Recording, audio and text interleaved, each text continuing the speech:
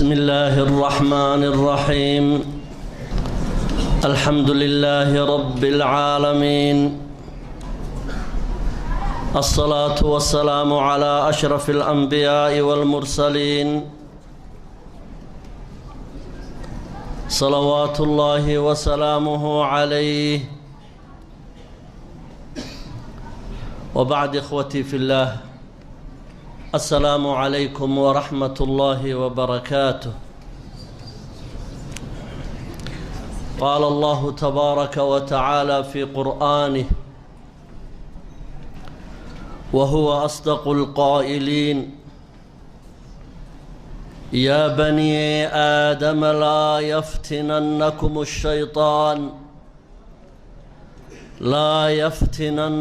الشيطان كما أخرج أبويكم من الجنة ينزع عنهما لباسهما ليريهما سوآتهما إنه يراكم هو وقبيله من حيث لا ترونهم إنا جعلنا الشياطين أولياء للذين لا يؤمنون. صدق الله العظيم. ودرسيني صدحات ما أنت هدي إلهي كردقو dhowr masalo ayaynu rabnaa inaynu isdul taagno sida waqtigu inoogu filaado haddii ilaahay yidhaahdo. masalada koowaad ee aynu isdul taagi doono una baahan inaynu fahamno waa masalo in badan culimmadu ay rogrogeen oo la isweydiiyey ilaa saban fogba. masaladaasi waxay tahay: هل يجوز الاستعانة بالجن؟ ما بنانتهاي بنا آدميغو إنay kaashadaan makhluuqaadka jinka la yidhaaho. masaladaa culimmadu maxay ka tiri? masalada labaad aan jeclahay, maadaama makhluuqan jinku uu inagula nool yahay caalamkan intiisa badanina, horta qaybtan shayaadiintu guud ahaan waa ahla shar, waa mufsiduuna fi lard walaa yuslixuun. qayb kalaa jirta oo iyana jinka ka mid ah oo faasiq leh, oo kaafir leh, oo bidci leh, oo saaxir leh, oo inta bini-aadmigu leeyihiin oo dhan leh. kuwaasina waxay ku sallidan yihiin makhluuqaadka bini-aadmiga. waxaynu markaa in yar isdul taagi doonnaa makhluuqan aynu ka hadlayno ee shayaadiinta la yidhaahdo siday u tarmaan, dhadig iyo labood ma leeyihiin, bini-aadmigase ma isguursadaan. makhluuqa bini-aadmiga iyo makhluuqa jinku wax mucaamalo guur ahi ma dhex martaa? masaladaasna waxaan jeclahay insha allahu tacaala waxay culimmada islaamku ka yidhaahdeen min qadiim inaan wax yar isdul taagno. haddii wakhti inoo soo hadhana masalada waynu sii wadaynaa wixii mowduuca inaga khuseeya. waxay yidhaahdeen culimmada islaamku markay ka hadlayeen ma la gargaarsan karaa jinka ma la gargaarsan karaa, marka ay ka hadlayeen akharu culamaa alislaam waxay ku tegeen laa tajuusu isticaanatu. makhluuqa jinka la yidhaahdo ama shayaadiintaba dhaho sinaba uma bannaana bay yidhaahdeen. marka isticaanaday kala saarayaan, qaabka loo adeegsanayo jinka ayaa la kala saarayaa. hadduu yahay isticmaalka iyo adeegsiga jinka la adeegsanayaa uu qofka bini-aadmiga uu geyaysiinayo shirki iyo diin la'aan, iyada masaladaas wax khilaafi kama jooga inay xaaraam tahay. shayaadiinta ama jinka midkaa doonto dhaho adeegsiga la isticmaalayo ama la gargaarsanayaa hadduu gaalnimo uu gelayo waa xaaraam weeye. مثل dadka loo tago ee makhluuqaadka bini'aadmiga ah ku yidhaahda furdaamadaadu waxa weeyaan ceesaan nooca iyo noocaasa inaad gowracdo ama digaagad sidaa iyo sidaasa inaad gowracdo maa uhilla ligayri illaahi waxa weeyaan waa xaaraam adeegsiga noocaasa culimmada islaamku waxay isku waafaqeen inaan la adeegsan karin jinka badankooduna qaabkaasay isticmaalaan oo shaydaanku wuxuu doonayaa in bini'aadmiga horta albaabka ugu horreeya naxariistarrada ah inuu geliyo oo ah shirkiga shirkigu waa shay qofka bini'aadmigii isagoo mushrika hadduu ilaahay la kulmo wax dembi dhaafo aanu yeelanayn wixii kale ee dunuubba waaba la celceshan karaa laakiin baabka shirkiga isagu dembi dhaaf ma leh ruuxii shirki ku dhintaana waa khaalidun fi nnaar iyadoo albaabkaa la oodayo culimmada islaamku waxay yidhaahdeen jinka la adeegsanayaa hadduu qofka bini'aadmiga afarayo wax shirki ku tacalluqa xadiid saxiixa waa idinka wada xasuusta nin baa diqsi la gowracay naarta ku galay diqsi uu gowracay ayuu naarta ku galay niman gaala ah baa qabsaday laba nin bay ahaayeenoo macni muslimiintii hore ah ummadihii hore ah ummadaha horena sida inaga laynooga saamaxay wixii laynagu ikraahay lagama saamaxin wamastukriha calayhim ummadda nebi moxamed baa wixii lagu qasbo ee ay sameeyaan aan dembi looga qabsanayn waana khusuusiyaadka ummatu muxamedin calayhi salaatu wasalaam in wixii qofka lagu dirqiyo oo diintiisa ka soo horjeeda laga saamaxo alkhata' waannisyaan wamastukriha calayhim ummadihii hore wixii la ysku dirqiyo hadduu sameeyo lagama saamixi jirin laba nin baa la soo qabtay niman mushrikiin ahoo asnaam caabudaya baa soo qabtay waxay yidhaahdeen aannu idinsii daynay ilaahayaga u gowraca neefkan way diideen aakhirkii waxay wadaanba waa xadiid saxiixa waxay yidhaahdeen duqsigaa u gowrac liajli ilaahina midi waa diiday waa la dilay kii kalena uu yeelay sidii buu naarta ku galay haddii markaa shaydaanka la adeegsanayaa uu qofka muslimka ah uu u tilmaamayo in wax la gowraco oo makhluuqaadkaa jinka ah lagu sabaadho oo lagu laaluusho arrintaasi shirki bay gelaysaa waana xaaraam jamiic culamaa alislaam masaladaa way maanaceen haddii masaladu ay tahay masale xaraam ah oo aan shirki xidhiidh la lahayn in loo adeegsado shayaadiinta miyay bannaan tahay maalan nin baa shayaadiin adeegsanaya wuxuu deedna ku soo xadayaa qasnadaha dadka iyo meheradaha dadkuu ku soo xadayaa waa shay xaaraam ah inaad u adeegsato tuugta yacni shayaadiinta inay tuug kuu noqdaan ilaahayna ma oggola masaladaana dhammaan culimmada islaamku way isku raacsan yihiin inaanay bannaanayn in la adeegsado watacaawanuu cala albiri waataqwa walaa tacaawanuu cala alihmi waalcudwaan masalaa soo hadhay marka masaladaasoo culimmadu ay ku kala jabeen jinka ma loo adeegsan karaa masalo ibaaxi ah masalo bannaan oo shareecadu aanay xaaraam yeelin in jinka loo adeegsado ma bannaan tahay ayaa la isweydiiyey jumhuuru ahlilislaam ahlalcilmi waxay isku waafaqeen shay mubaaxa in loo adeegsado shaydaan ama jin ma bannaana daliilkoodana way keenayaan qowlkaas taxriimka ah waxaa ka mida culimmada istaagtay waa xaaraam shay mubaaxa maalan shay mubaaxa maxaa ka mid a waxbaa kaa lumay dabadeedna qof oo ruux jin adeegsadaad u tagtay waxaad igu tidhi dahabkii caynka ayaa caynkaha baan la ahay bal ii weydii junuuddaada halkay taallo ama hebel baa iga xanuunsanaya ama ruuxaasaa iga xanuunsanayee nooca xanuunkiisu yahay ii weydii maxaanku dhahdaa junuuddaada waa shay qofka muslimkii in qof muslima weydiiyo dhaa baadidaydii miyaad aragtay laakiin jinka ma la weydiin karaa baadidaas jamhuuru ahli alcilmi waxay dhahdeen maya waayo hadhow waxay kula gelaysaa meel aanad ka soo noqon karaynin waxaa ka mid a culimmadaas imaam maalik binu anas baa ka mid a axmed binu xambal baa ka mid a oo waxaa ka mid a imaam culimmada casriga albaani baa ka mid a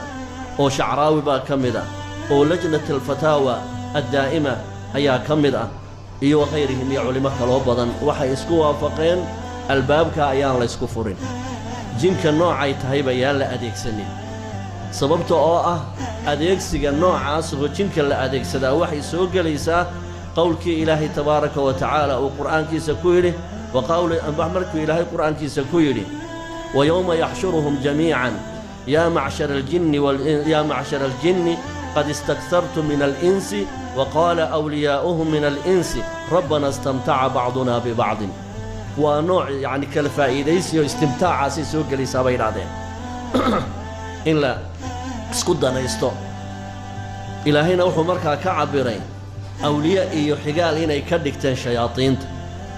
مركا سا إلهي تبارك وتعالى وحو قور رمي قوانكي مركا كدعي قومكا مركا يرهدين ربنا استمتع بعضنا ببعض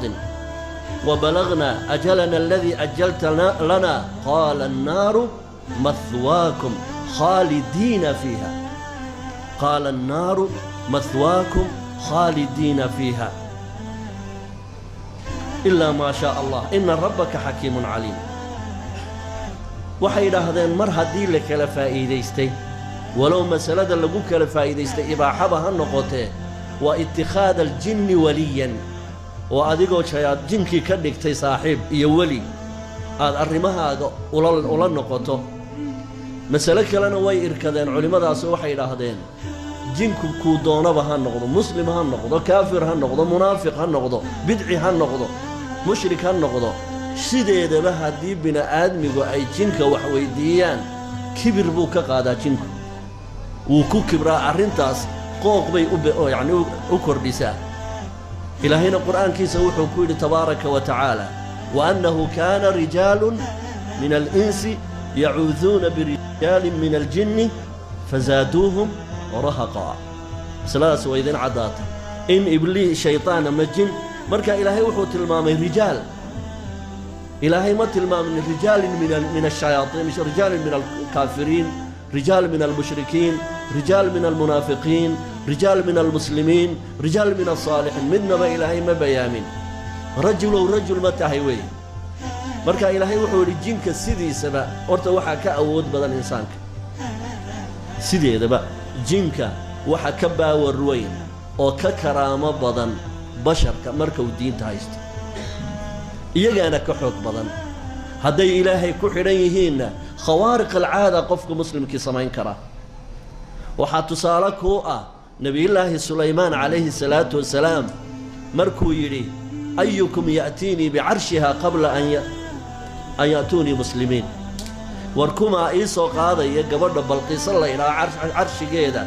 انت أنا إيقسو قاني وقوصو الصعودين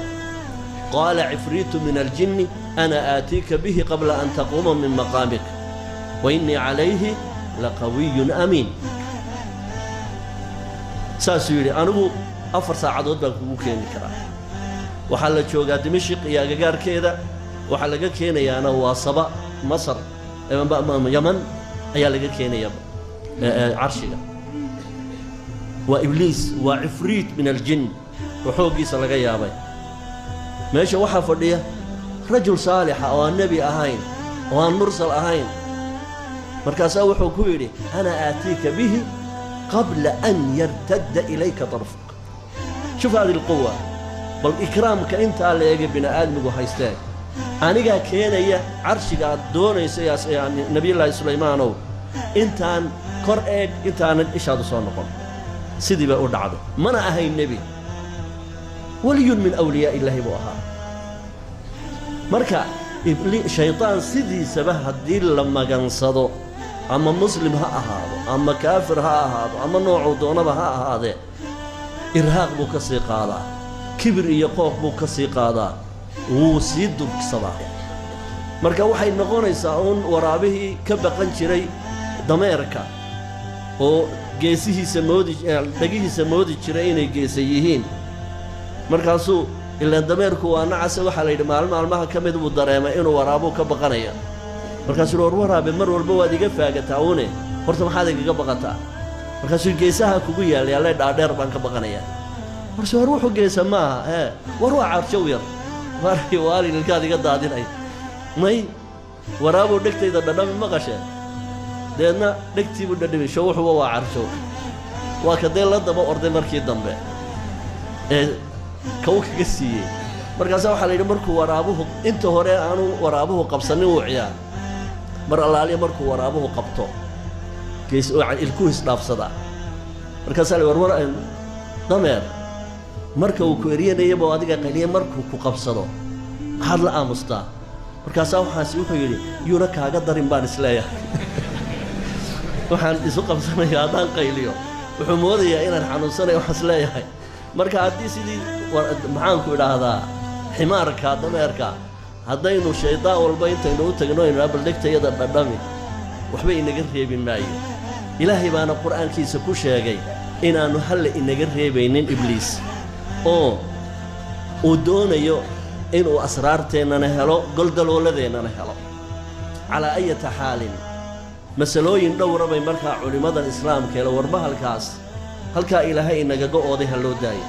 innahu yaraakum huwa wa qabiiluhu min xaysu laa tarawnahum halkaasuu ku fiican yahay yaan la inoo soo dhex gelinno aanu inagu yeelanin safaarado wahaadaa waa ra'yi aad iyo aad sadiid u ah waana jamhuuru ahlilcilmi waxay leeyihiin dhib iyo dheef midnaba looma adeegsan karo shaydaanka looma yacni jinka looma adeegsan karo taasi waa qodob qodobka labaad waxay yidhaahdeen haddii diin islaamka aa naga tustaan nebiyullaahi moxamed calayhi salaatu wasalaam jin iyo insiba isagaa u nebi ahaa jin iyo insiba isagaa u nebi ahaa adeegga nebiyullaahi moxamed loo adeego oo gacanyaro loo noqdana jannadaa lagu galaa oo nin saxaabiyahoo markuu salaadda subax nebigu u soo baxayo salaatuleylka u sii diyaarin jiray weysada ayuu nebigu yidhi yaa weysadan ii diyaariyey markaasuu nebi allow aniga wuxuu wax iga dalbo wuxuu yidhi waxaan rabaa inaan jannada kugula rafiiqo war wax kale miyaad doonaysaa maya sidii buu nebigu ugu ballan qaaday inuu qofkaas jannada la gelaya jinka iyo ismigaba rasuul buu u ahaa hadday cibaadada ku jirto in jinku uu makhluuqaadka la shaqeeyo nebigu kama maanaceen inay la shaqeeyaan haddii la helo saxaabadii rasuulkeenna calayhi salaam ridwaanullaahi calayhim hal saxaabi oo jinka adeegsaday musliman kaana aw kaafiran adeegsadayna gallaaba laga dhigan kara maba jirto haddii la helo taabici ilaahay yaqaano caamil ah oo caabida haddii la helo oo jin adeegsadayna taana waanu u hoggaansanaynaabeen intiiba waa la waayay mar haddaanu nebi moxamed adeegsan calayhi salaatu wasalaam maca annahum kaanuu muslimiin mar haddaan saxaabadii aanay adeegsanin mar haddaanay quruuntii saddexda hayd ee ugu fadliga badnayd midna aanu adeegsanin sabab allaaliya sabab maanta innagu aynu u adeegsanno shayaadiinta iyo jimanka meesha ma taalla bay idhahdeen waxay kaloo yidhaahdeen waxaa cad adeegsiga jinka waxaa khaasiyad u lahaa nebiyullaahi sulaymaan calayhi salaatu wasalaam cid kale oo khaasiyad u lahayd wahab lii qaala rabbi ikfir lii wahab lii mulkan laa yanbagii liaxadin min bacdii cid jin ku shaqaysatay maa nebiyullaahi sulaymaan kadib oo badbaado heshay lama arag masalada afraad bay yidhaahdeen waa jahaalatu xaalihim makhluuqan aan la itisaalayno xaaladdooda waxba kama garan karno badankooduna munaafiqiin iyo daalimiin bay u badan yihiin markaa markuu ku yidhaahdo intuu qof soo galo jin muslimaan aho waan kula shaqaynayaa oo aad sidaa ku aamintay maxaad ku aamintay ilaan ma arkayside waana beenaale wuxuu yidhi rasuulku calayhi salaatu wasalaam sadaqaka wa huwa kaduub maanta run buu kuu sheegay abaa hurayrow laakiin dabeecadu wuxuu leeyay inuu beenaale yahay dad badan baan garanayaa oo baabkaa intay galeen oo jimankaa la adeegsadeen oo si yaroo sahlan isu dhex galeen markii dambe diinta dhinaca kale uga baxay mid baan garanaya waxba magaciisa sheegi maaye markaan yuroba joognay ayaa wuxuu yidhi waxaan dadkaan dabiibayaa dabadeedna jid saa'ilahoo mujrimahoo gaalaba intuu qof bini aadmiya soo dhex galay ayuu deedna yidhi waan ku caawinayaa muslim baan ahay dadka muslimiinta ah baan u gargaarayaa markii dambe itisaal bay yeesheen aakhirkii markii dambe diintii wuu ka saaray dad aan 1 iyo 2 ahayn baa waxay iga markhaati fureen isagoo u sujuudsan xagga cadceeddu ka soo dhacdo inay arkeen xaafid alqur'aan uu ahaan jiray isagoo u sujuudsan xagga cadceeddu ka soo baxdo oo cadceed caabud noqday ayuu ku dambaysay marka haddii aad tidhaahdo waan kula heshiinaya maxaad kula heshiinba maba taqaanide waa jaahil buu ka yahay xaaladdiisa aynu jaahil baynu ka nahay marka jamhuuru ahlalcilmi waxay isla qaateen makhluuqaas jinka ah horta sidiisaba habeenkii horaan kuu sheegayo hadduu jinku saalix yahay wa annaa minna saalixuuna wa minna duuna dalik wa annaa minna almuslimuuna wa minna alqaasituun hadduu muslim wanaagsan yahay caawadanba waxaa laga yaabaa inayna dhegaysanayaane caalimiin bay leeyihiin caabidiin bay leeyihiin mujaahidiin bay leeyihiin laakiin iyaga isku jihaada iyagaa wax isbara inta badanna culimmada islaamka ee caamiliinta way ka qaataan cilmiga inta firqe ee bini aadmigu leeyahayna way wada leeyihiin hadday shiico tahay hadday raafido tahay hadday muctasilo tahay way wada leeyihiin haddaba qofka bini aadmiga ah ama jinka muslimka ahi sidiisaba xuduuddiisa ma soo dhaafo walaa adigaan ku odhanay waan kuu gargaarayaa waraa qof bini aadmiyo jin kale ku jira baanu soo dhexgelaynin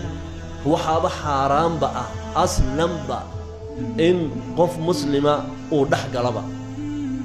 in jinku uu bini aadmiga dhex geli karo waa masalo aan ka hadli doono jinku ma geli karaa bini aadmiga waa masalo laga hadlo waana inoogu jirtaa mawaadiicda waana masalo aad looga warramo culimmada maxaanku idhaha firaqa islaamigana muctasilada mooyaane inta kaloo dhani way isku raacsan yihiin inuu jinku wax geli karo marka inuu qof bini aadmiyo jinku galo walow haba u gargaarayo ma bannaana waxaa weli ka sii xag jira inuu gabadh ajanabiya galo sida badanna dumarkay galaan shareeco u bannaynaysa inuu ruux ajnabiya galo waa iidaa baa ku jira in makhluuq yacni muslima la dhibaana waa xaaraamoy marka hadal iyo gun mashruuca adeegsiga shayaadiinta ama jimanka wax allaaliya wax inagaga xidhan iyo wax manfaco oo ka imanaysa ma jirto haddaanu qofka bini aadmigii doonaynin istamtaca bacdunaa bibacdin oo dabadeedna uu ehlu naar sidaa ku noqon doono culimmada islaamka jamhuurkoodu saasay ku tegeen hal qowl baad helaysaa oo uu soo warramayo moxamed rida oo uu ka soo warinayo muftayaalkii ashar qaarkood ay leeyihiin way bannaan tahay in jinka arrimaha mubaaxa loo adeegsado wax daliiloy keeneenna ma jirto ibnu taymiya ka mid a qowl laga hayo oo leeyahay jinka waa la adeegsan karaa arrimaha mubaaxa ah wax masalaho ay daliil u keeneen oo muctabara oo aan ka ahayn nebi saleymaanba wuu adeegsanayay taana culimmada islaamku ay meel ku tiiriyeen waxaan masaladaa ka ahayn oo daliil ah oo loo hayo masaladaas aslan ma jirto baahi aynu u qabnaana ma jirto waxaana ka awood badan oo ka karaamo badan jinka muslimka caabidka ah baa ka karaamo badan mana ku soo dhici karaan waxaanu ilaahayna siiyey qur'aan kariima fiihi shifaa'un wa raxmatun lilmu'miniin marka waxaan uga gudbi doonaa in sha allahu tacaala masalada ah caalamkan aynu ka sheekaynaynaa sidee buu u tarmaa sidee buu u bataa sidee buu isu guursadaa dhadigii labood ma leeyahay waxaan ku horraynayaa inuu tarmo iyo inuu dhadig iyo labood leeyahay inaan adilo fi sunnati waalkitaab aan qadar yar aan ka tilmaamo ilaahay qur'aankiisa wuxuu inoogu warramay inuu shaydaanku leeyahay durriya carruurina waxay ku timaadaa waa taran ilaahay baa qur'aankiisa ku yidhi subxaanahu wa tacaala afatattakhiduunahu wa durriyatahu awliyaa'a min duuni wahum lakum caduwun bi'sa lilظaalimiina badala aayaddaasi waxay noo tilmaantay inuu leeyahay durriyadina taran bay ku timaadaa waxaa kaloo ilaahay qur'aankiisa ku yidhi lam yatmithunna insun qablahum walaa jaan inuu jinkuna wax u galmoodo ayaynu aayaddaa ka fahamnay waxa kaloo aynu tilmaamaynaa qowl uu leeyahay cabdillaahi ibnu cumar cabdillaahi ibnu camr ibnu caas baan u jeedaa waa qowl ibnu cabbaas cabdillaahi ibnu camr ibnu caas mawquuf ku ah wuxuu yidhi إن الله جزأ الإنسان والجن 10 أجزاء ربنا تبارك وتعالى وكل قيبي جنك ينسي أو طبعا ما يلطبك دقي فلا يولد من الإنس ولد إلا وولد من الجن 9 وقول سند كيسنا عن حوق بدنين لا تيرين يا صحابي جليل عبد الله بن عمرو وحوري inaga iyo makhluuqa jinku 10 jibaar bayna isku nahay marka hal ilmood loo dharay insaanka 10 baa loo dhalaa taabicigi loo oran jiray shacbi ama shibci ayaa su'aal wuxuu yiri sa'alani rajulun nimba yimid wuxuu weydiiyay hal lil ibliisi zawja makhluuqa ibliiska la yiraahdo zawjad miyuu leeyahay faqultu dhaaka ursun lam ashhadhu waxaan ku yidhi anigu caruuska kamaan qaybgal meesha halkaa la isku aroostay goob jooga kama ahayn markii uu iga tagay baa waxaan xasuustay markii uu weydiiyay ka bacdi ayaa waxaan xasuustay qowlullaahi tabaaraka wa tacaala qowlkii ilaahay odhanayay afatattakhiduunahu wa dhurriyyatahu awliyaa aayaddaas ay igu soo dhacday waa imaam weyn oo taabiciya markaan aayaddaa fahmay baa waxaan ku yidhi haa wuu isguursadaa waxaa ka mid a adillada inuu rag iyo dumar leeyahay aayadda qur'aanka ilaahay leeyahay wa annahu kaana rijaalu min al-insi yacuuduuna birijaali min al-jinni meeshaa rag inuu joogo ayaynu ka fahmnay inuu dhadig iyo labood leeyahay waxaynu ka fahmaynaa ducadii saxiixa ahayd ee nebigu uu inooga warramay markaynu suuliyada gelayno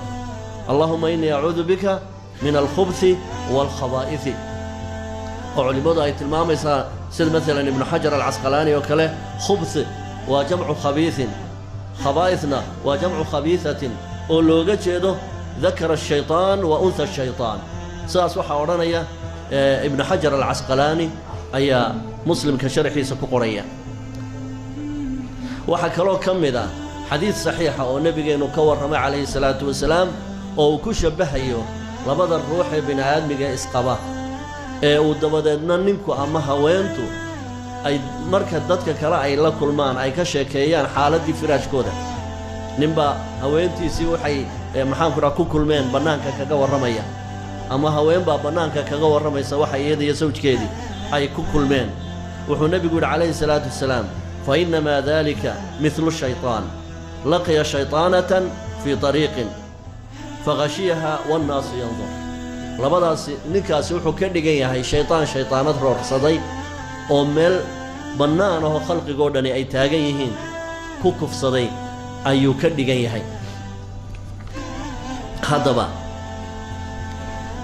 waynu garannay inuu makhluuqan jinka ama shaytaankaba dhahoo ay leeyihiin inay tarmaan waynu garannay haddaba waxaynu isweydiinaynaa su'aal ah makhluuqan caalamkan inaga qarsoonihi ma wax nool buu dhalaa mise ukun buu dhalaa dhadig iyo laboodkiisu ma sida dhirta ubaxoo kale ee dhadig iyo laboodku hal ubax keliya ku wada yaallo oo waa labeeb oo isaga dhexdiisa istarmiya mise dhadig iyo labood kala soocan oo midba madax bannaan yahay ayuu leeyahay waa masalo laga hadlo waxa uu dhalaa waa noocee ma wax nool buu dhalaa ma uxan buu dhalaa ma isagaa labeebahoo isaga laf ahaantiisa yacni istarmiya ma dhadig iyo labood buu kala leeyahay waa masalo horteen laga hadlay oo culimmada islaamku ay u banbaxeen marka masaladaa haddii aynu waxoogaa ka tilmaanno waxaa xadiid aan quwaddiisu aad u sii ridnayn ibnu cabbaas laga warinayaa wuxuu yidhi markii ilaahay damcay inuu ibliis gaar u saaro oo dee nacladshii ay ku dhacday ayaa rabbi tabaaraka wa tacaala markay lacnaddii ku dhacday ayaa dhimbiil dabihi jidhkiisa ka boodday dabadeedna waxaa ilaahay ka abuuray dhimbiisha sawjadiisii sidaasaa markaa dhadigoodkiina uu ku abuurmay shayaadiintu wuxuu weliba intaa ku sii daray haweenta markaa dhimbiishaa ka abuurantay tartabah ayaa la yidhaahdaa bay yidhaahdeen qolo kalena waxay yidhaahdeen rawah ayaa la yidhaahdaa sidaasay markaa ku abuurantay bay yidhaahdeen haweentii ibliis markay nacladu ku dhacday ee dhimbiishaasi ka duushay ayay halkaa ka soo baxday qolo kale waxay yidhaahdeen ibliis lacnatullaahi calayhi waa labeeb oo labadiisa bawdo ayay ku kala yaalliin labadiisa bawdo ayay xubnuhu ku kala yaalliin halkaasuu markaa ka tarmaa labadiisa bawduu isku qabtaa sidaasaa markaa uu ku dhalaa mar dabadeedna wuxuu dhalaa bay yidhaahdeen maalintii walba 10 abyaatin 10 beeda buu maalintii walba dhalaa halkii beedna waxaa ka soo baxa 10 shaytaan fii kulli yawmin wuxuu dhalaa 70 shaytaan sidaas way yidhaahdeen qolo kale waxay yidhaahdeen ma sii tarmo markii ilaahay khalqay ayuu 30 haloo beeda dhalay 10 beeda wuxuu dhigay galbeedka caalamka 10 bartamaha caalamka 10 wuxuu dhigay bariga caalamka kuwii baa markaa iyana sii tafiirmay oo 10-10nadaas ayay u sii tafiirmeen bay yidhaahdeen masaladaas sida ay culimmada islaamku aad ugu sii dhex galeen waxaad ku garanaysaa xataa gabayaa laga tiriyey qaabka uu u tarmo ibliisku gabayo ayaa laga tiriyey haddii aad eegto manduumada uu alifay ibnu camaad ninka la yidhaahdo oo masaladaa isna gabay ka tiriyey wuxuu yidhi wahal lahu min zawjatin qabla qiila nacam wahal lahu min zawjatin qiila nacam qad qaalahu الشicbiyu haakada alcalam وقيل لا بل فخذه فيها ذكر وفخذه اليسرى له فيها شكر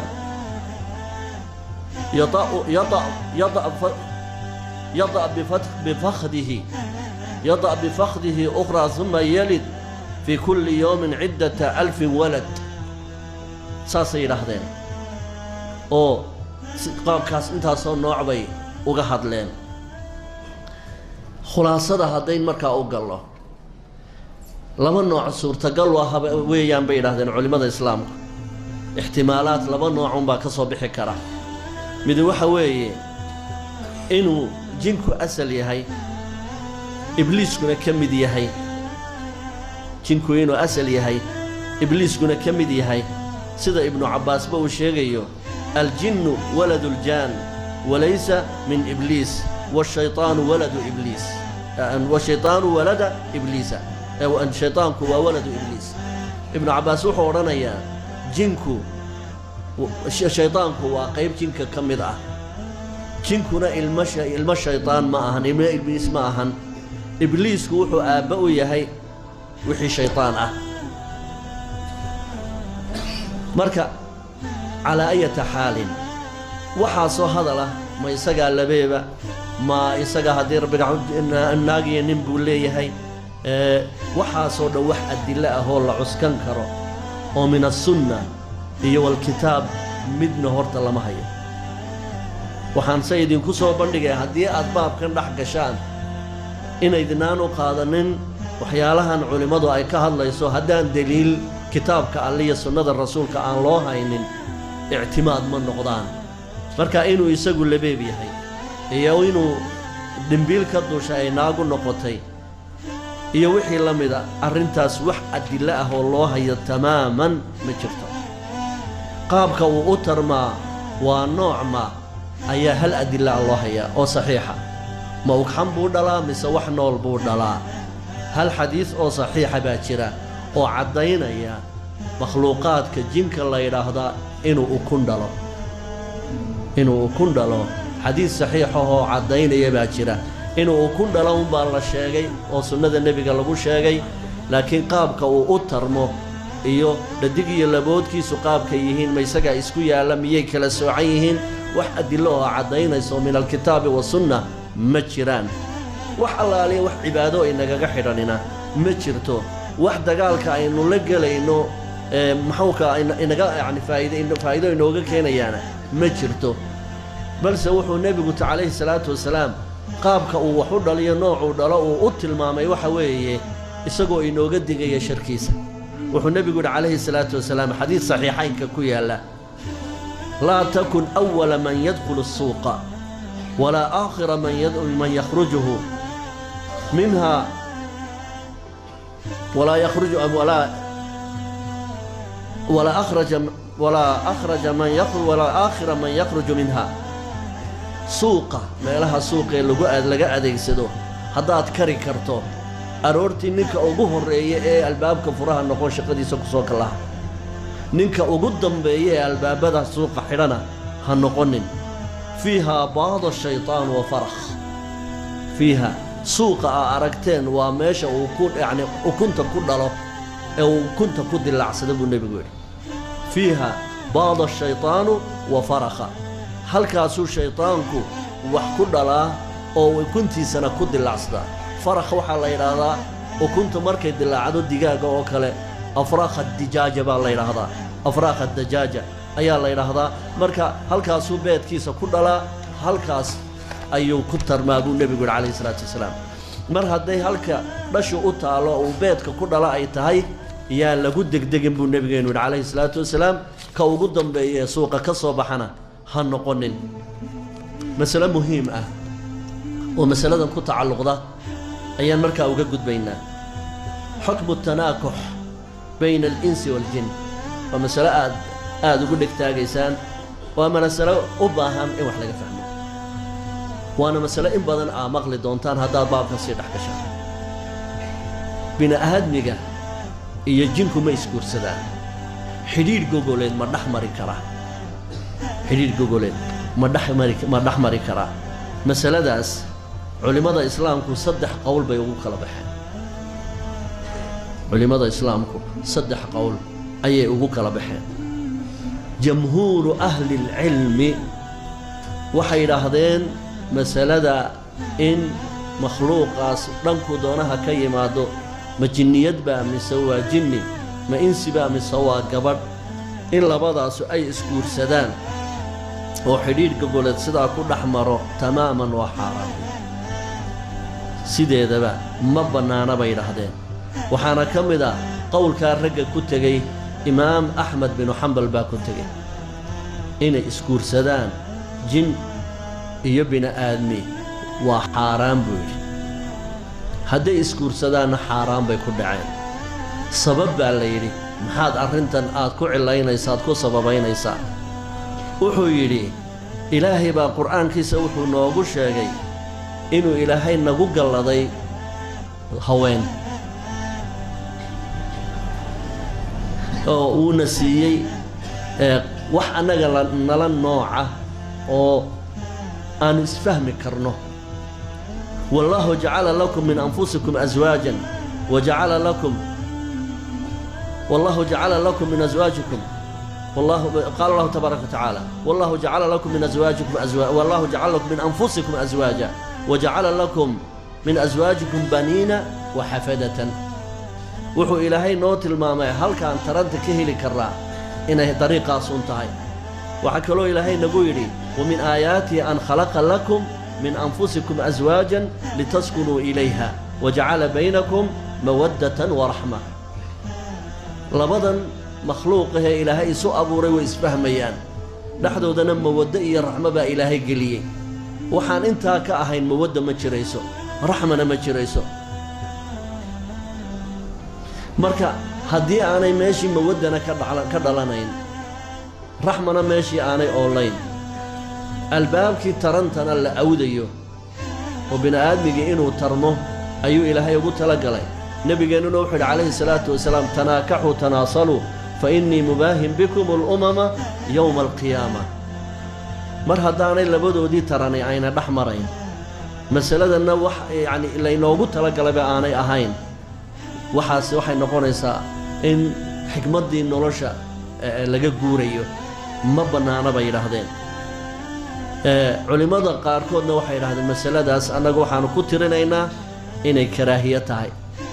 inay iskuursadaan dadig jin iyo insi inay iskuursadaan anagu waxaan arkaynaa karaahiyat at-tahriim inay tahay waxaana ka mid ah imaam maalik iyo qataada iyo isxaaq binu raahawayh iyo rag la mid ah waxay ku tegeen masaladaa inay isguursan karaan labadaa jins iyo labadaa nooc annagu waxaanu aragnaa inay karaahiyo tahay ibaaxada ma bannaan tahay qolada odhanaysa waa qayb ka mid ah shaaficiyada qayb ka mid ah shaaficiyadaa waxay ku tegeen jinka iyo insigu way isguursan karaan waa masalo kale wax ma isu dhali karaan waa masalo kale wax ma isu dhali karaan laakiin masalada guurka jamhuuru ahlalcilmi waxay ku tegeen inaan la isguursanaynin oy masaladaasi aanay bannaanayn waxa haddaba markaa aynu gelaynaa in horta xidhiidh gogoleed uu dhex mari karo jamiica alculamaa oo isku waafaqsan yihiin qaabku doonaba ha ku dhex maro laakiin inuu xidhiidh gogoleed dhex maro oo ay raalli kala noqdaan ayaa saddexdaa qowl loogu kala baxay haddaba marka xidhiidhka gogoleed uu yahay mid qasaba oo aan raalli lagu kala ahayn sidee buu noqonayaa qaabkay laakiin u wada xidhiidhi karaan makhluuqan inaga qarsooniyo makhluuqa bini'aadmiga laba siyoodunbay midkood u wada xidhiidhi karaan masalo casharkayga dambe aan ku soo bandhigi doonoo ah qofku inuu isagu raadsado oo u daandaansado oo albaabkooda garaaco oo talaasim iyo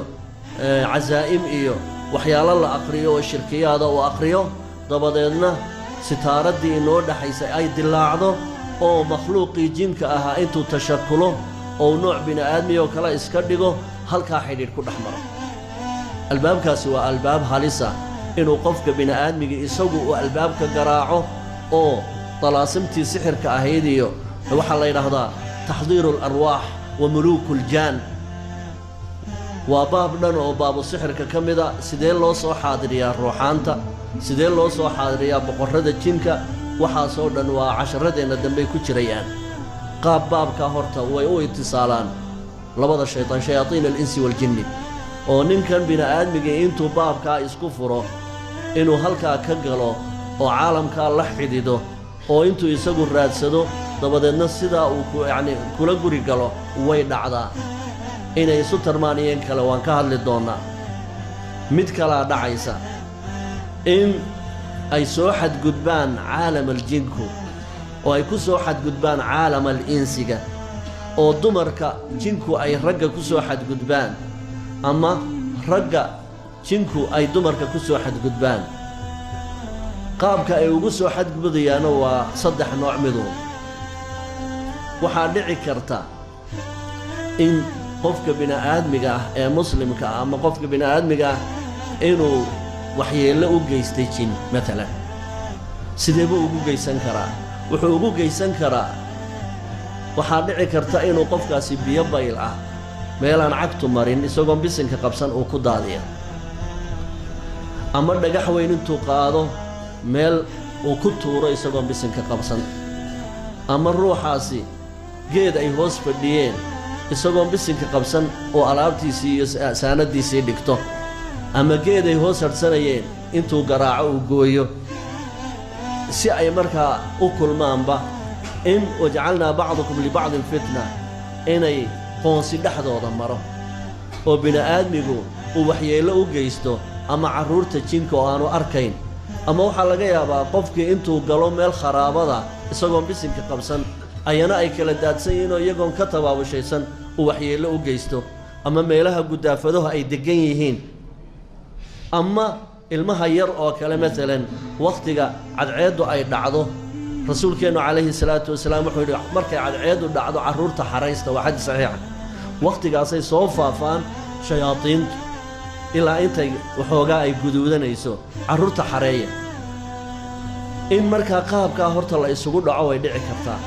oo qofka bini'aadmigii waxyeello uu geystay aarsigeeda ay ku timaaddo dabadeedna jinkii qofka bini'aadmiga ka aarsanayay marka dambe inuu isku badayo inuu la mucaamaloodo qofkanoon raalli ka ahayn waxaa suurtagal ah inuu jinku uu arko cawrada bini'aadmiga dabadeedna uu caashaqo oo ruuxu markuu suuliga gelaya isagoo aan adkaartii akhrisanin ama aan bisinka qabsanin inuu suuliga galo dabadeedna isagoo maydhanaya caalamkii meesha joogay ay arkaan dabadeedna ay caashiqaan walcaynu xaqun ay sidaa ku dhex galaan dabadeedna marka dambe jinkii caynta ku galay meesha markuu muddo ku noolaado dabadeedna uu isku dayaba inuu la mucaamaloodo ruuxan waxaa kaloo iman kartaa in khaadim u shaqaynayay sixiroole oo la soo adeegsaday qofkan inuu jaanis u helo inuu dureeyo ama uu galo dabadeedna qofkii markii uu galo muddo markuu la noolaado shaqadii loo soo diray shaqo aan ahayn meesha uu ka bilaabo oo marka shayaadiinta la soo adeegsado sixiroolayaashu soo adeegsadaan waxaa la yidhaha khaadimu sixri baa la yidhaahdaa maa min sixrin ma jiro sixir saan ka warrami doono la adeegsado oo facaal ah oo aan la adeegsanayn shayaadiin la adeegsanayn waxaan maxaanku idhahdaa sixirku sidiisaba wuxuu ku yimaadaa raaligelin makhluuqa shayaadiinta ah hadba awoodda uu ninkaa saaxirkii uu leeyahay bay ku xidhan tahay ciidanka uu adeegsanaya junuuddiisu ayay ku xidhan tahay iyo macaasida uu samaynayo ku raaligelinayo shaydaanka haddii marka shaydaankan qofka dhibaatada u geystay uu ku yimi sixir la soo diray oo uu deedna qofkii bini aadmiga ahaa intuu samayn kari waayo hawshii loo soo diray inuu sida tan dambe inuu adeegsado qofkii la mucaamaloodo saddexdaa qaab bay ku yimaadaan oo jinka iyo bini aadmigu iyagoon kala raalli ahayn ay ku kulmaan waa markaa uu yacni waxaa la yidhaahdaa iqtisaab baa la yidhaahdaa wuu qasbayaa qofkii oon raalli ku ahayn ayuu doonayaa inuu afduubo haddaba qaabka uu qofkan bini aadmiga ah ula mucaamaloonaya iyana saddex nooca hadduu ku guulaysto qofka jidhkiisii inuu waxyeello u geysto ama ha ahaado jin waxyeello loo geysto aarsanaya ama mid ileeyey oo meesha jooga ha noqdo ama mid sixiroola soo dirayba ha noqdo waxay noqonaysaa markaa saddex nooc mid ahaanunbuu qofkan ula mucaamaloodaa mid waxaa dhacda qofku markuu seexdo inuu manaamka ugu yimaado xaqiiqatan khalqiga oo dhani way manaamaan oo way riyoodaan laakiin tanaan ka sheekaynaynaa waa wax xuduuddii dhaafsan waxaa dhici karta habeen kasta inuu jinkii u yimaado ruuxa markuu seexdo oo dabadeedna uu la mucaamaloodo oo jinkii isagu waysidhaahdo ka faa'iidayso qofkii markaa uu sidaa biyihii kaga yimaadaan waxaa suurtagala ruuxii 3 jeer 4 jeer habeen keliya gudaheed inuu biyo baxo hadday rag tahay hadday dumar tahay waxaa suurtagala fii kulli leyla inay mashkiladaasi haysato hadduu marba indhaha isku qabtaba inay mashkiladaasi ku timaado filmanaam way dhacdaa caadiyan way dhacdaa bini aadmigu inay iska manaamaan haddii dhallinyaraday ku badan tahay bishii hal mar ama 2 bilood hal mar inuu ixtilaamo way dhacdaa caadiyan oo taasi jin maaha wuxuu markay kala fogfog yihiin waa nooc ilaahay ugu talagalay inay maxaanku idhaahdaa ku kala fududeeyaan culayska maxaanku idhaahdaa bini aadmigu waxaa laga yaabaa qof aan weligiiba ixtilaamin inuu iman karo laakiin tanaan ka sheekaynaynaa waa wax des xuduudda dhaafsan waxaa laga yaabaa habeen walba inay u yimaadaan sidaa manaamka ah horta way ugu yimaadaan qaab labaad baa jira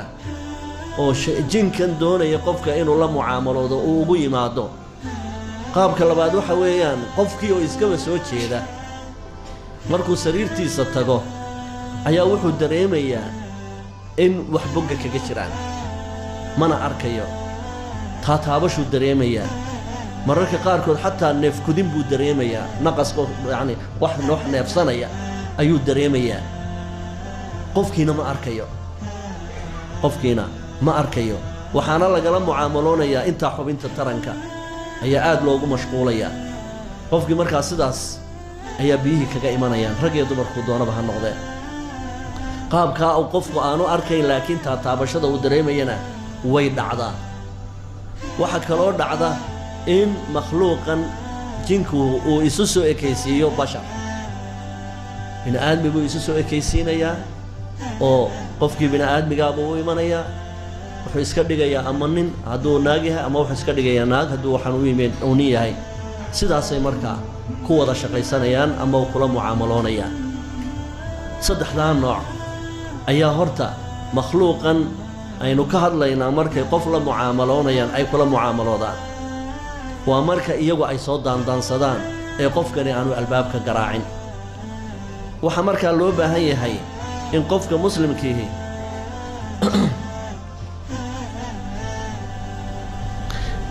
uu cilmi u yeesho masalada in yar markaa waxaan dul taagi doonnaa qofkan haddii qof jinihi ku tacalluqo oo uu la mucaamaloonayo calaamadaha ugu badan uu isku arkaya maxaa ka mid ah calaamadaha ugu badan ee uu isku arkaya maxaa ka mid ah ayaynu waxoogaa isdul taagaynaa dhowr jeer markaan baabkan ka hadlayay markaan calaamadaha tiriyo dad badan baa iyagu isku dabaqaya wallaahi calaamadda anna waan arkaa taana waan arkaa taana waan arkaa marka waxaan idinka codsanayaa baaraka allahu fiikum ma raba inaan idin shaki geliyo mana raba inaan cudur idinku daafado laakiin waxaan jeclahay inaydinaan isku dabaqin sideedabana bini aadmiga sidii qaar baa mar cudur kasta oo laga sheekeeyo isku dabaqoyn wallahi calaamaddaanna waan leeyahay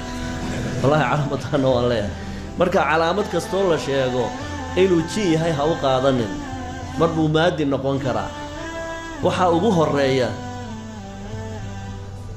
haddii rabbiga xukunkiisa calaamadaha lagu garto inuu qofkan macni in jin caashiqihi uu ku jiro tii aan kuu bilaabay oo kasratu lixtilaam qofku si khayr caadi oo dee miisaanka ka baxsan buu mar walba ixtilaamayaa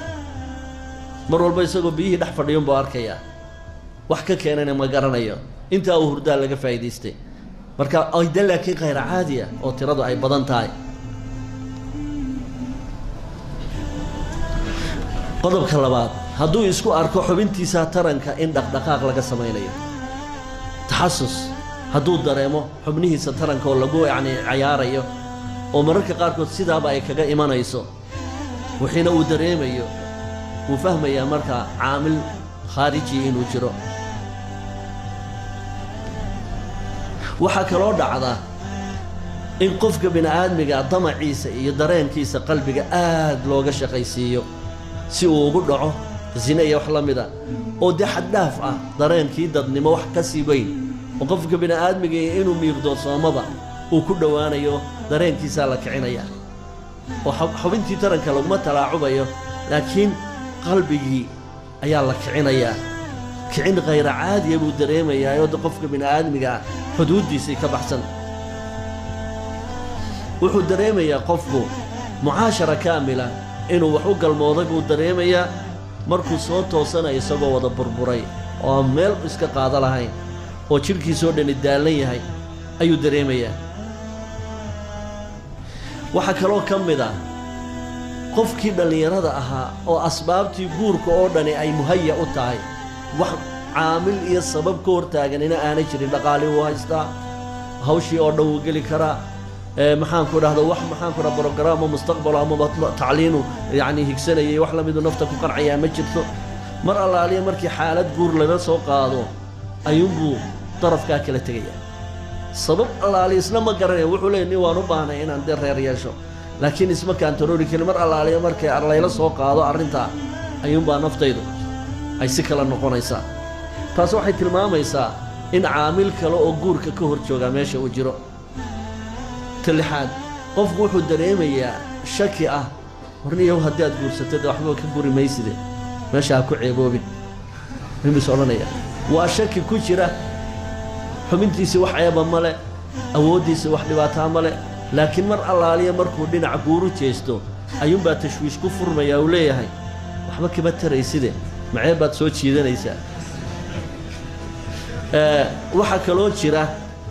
inta badan qofku marka kelidii yahay si aanu isagu aanu iskaantarooli karayn unbuu gacantiisa xubinta taranka kula cararaya kaga shaqaysiinaya xubintaa taranku bay gacantiisu mar walba ku maqan tahay mana kaantarooli karo taas macnaheeduna waxay tilmaantaa inuu jiro caamil waxaan ku qasbaya oo xubintiisa taranka inuu ku lacaabo doonaya waxaa kaloo jira haweenka oo kale marka la yidhaahdo aabbo aan ku bixinno ama iyadaba waxaan ku dhaha loo soo bandhigo maya unbay leedahay maba oggolaba guur sidiisaba ama waxay leedahay dhammaan wixii rag oo dhan ama aabbahay ha noqoto ama hooyada ama walaalkay wixii rag oo dhan way ii uraan uma qaadi karo urtooda qarmuun bay ii uraan waa tafriiq weeyaanoo iyaduna marka ma guursan karto waxaa kaloo ka mid ah qofka muslimka ama qofka hurdaa inta badan wuxuu ku riyoonayaa riyooyin iyo axlaam fasaca oo aad iyo aad u argagax badan oo aanu ku nasanaynin hurdada masalada noocaas oo kale ama hurdada dee qarowga leh asbaab badan oo kalena way keeni karaan sida macaanka oo kale keeni kara dhiigkarka oo kale keeni kara guriga aad ku joogto oo oxygen ku yartaa keeni karta marka way soo galayaan xanuunkii maadiga ay kan xaga maxaan ku dhahaa hurdada oo aad ugu qarwayso waxa kaloo ka mid ah xayawaanaad mufras ah oo ku ugaarsanaya ayaa had iyo jeer weerar kugu haya ama bisad madow baa mar walba ku soo weeraraysa ama libaax baa ku soo weeraraya ama awr qooqan baa ku eryanaya xayawaanaad had iyo jeer inay wax ku yeelaan waxa kaloo ka mid ah qofka oo ku riyooda bini aadmi abuurtoodu ay si kala tahay ama wax dhaadheer oo غير caadiya ama makhluuq gaaban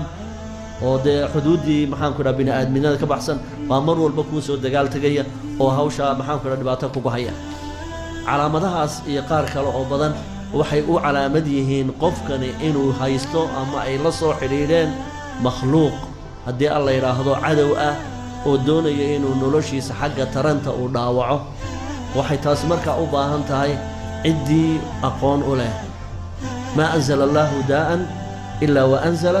macahu dawaa cudur ilaahay ma soo dejiyo hadduu soo dejiyo wuxuu ilaahay soo raaciyaa dawadiisu soo raaciyaa marka inaad meel baas iyo shirki iyo gaalnimo iyo neef la gowraciyo dhiig lagu marmariyo wax la mid ah inaad magansato maahan waxaad fahamtay ibliis inuu cadowgeenna yahay sida aynu ku bilownay aayadahan qur'aanka ah ee casharkeenna maanta ugu horreeyey siduu ilaahay tabaaraka wa tacaala inooga warramay inuu ibliis cadow yahay yaa bani aadama laa yaftinannakum ashaytaan kamaa akhraja abawaykum min aljanna